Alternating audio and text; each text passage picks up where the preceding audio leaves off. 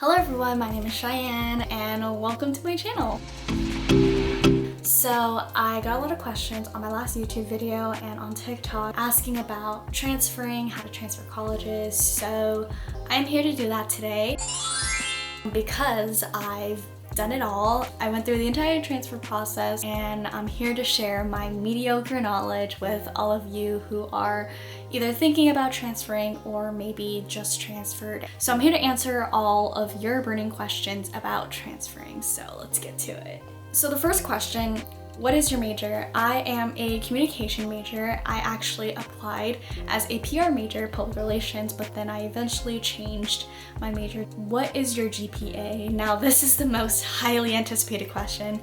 I applied with a 3.9 college GPA and a 3.7 unweighted high school GPA. And I totally understand why this is the most asked question because it's the easiest way to define success and achievement based on numbers and being able to compare ourselves to the admitted numbers. But honestly, all that is so misleading. Universities will always find a way to make their numbers look attractive. And I mean, at the end of the day, universities are businesses. And that's why I always say that admissions are always so unpredictable. So what year did you transfer? I transferred as a sophomore, so I applied as a freshman and then got in as a sophomore. Usually people transfer as a junior, but I would say it doesn't really matter when you transfer. I would say transfer when you do feel comfortable doing so. Because in the end, timelines are kind of arbitrary. What do admissions officers look at? For me as a first year transferring and according to my respective program, I sent in all of my college coursework, my high school coursework, a letter of rec,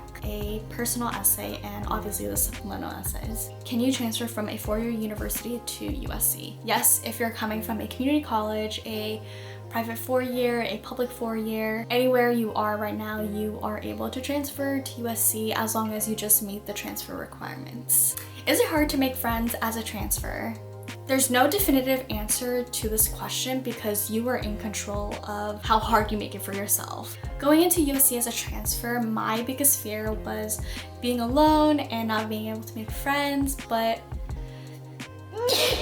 I quickly realized that a lot of that was my mentality. I thought that everybody had their own friend groups already, nobody was looking to make friends, but obviously that is not the case. And I think like a lot of college students are always looking to meet new people, network. And I think you'll be just fine if you're willing to put yourself out there, whether it's talking to the person next to you in class or going to org events. There will always be fellow transfer students in your school who can definitely relate to you, and that's another opportunity for you to also build a community and meet new people. Surprisingly, I've met a lot of cool people over Zoom in class, so shout out if we met on Zoom. Let's definitely get lunch when we go back on campus, please.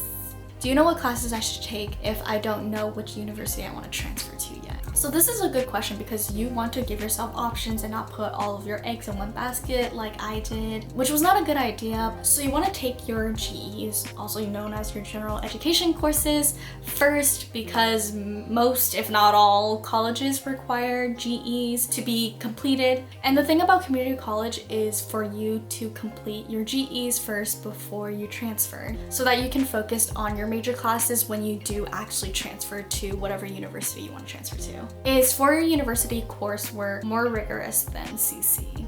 I would say it depends. So CC courses are usually lower division courses, and obviously lower division is a lot easier and it's meant for underclassmen. And then your upper division classes are the classes that you'll take as upperclassmen at whatever university you're going to be transferring to. I would also say that a lot of the classes that you take in college depends on your professor and the way that they operate their classes because every professor is different and have different expectations. So that could obviously depend on how rigorous that course is for you. How involved were you with extracurricular at CC? So I was absolutely not involved in any extracurricular when I was at CC. I went to classes and then I went to work and then I went home. That was my life at CC. It's not as spectacular as one might think.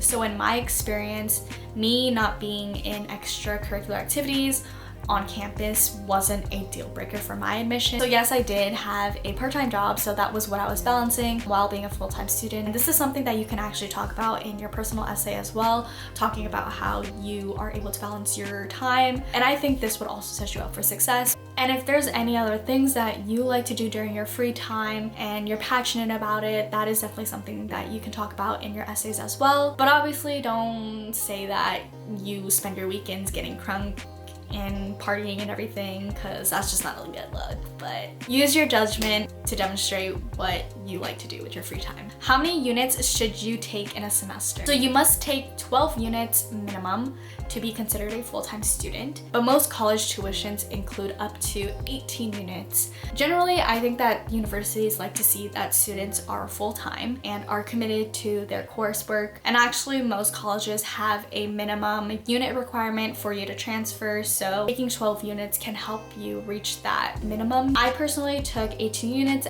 because I'm trying to take advantage of my tuition that I'm already paying for.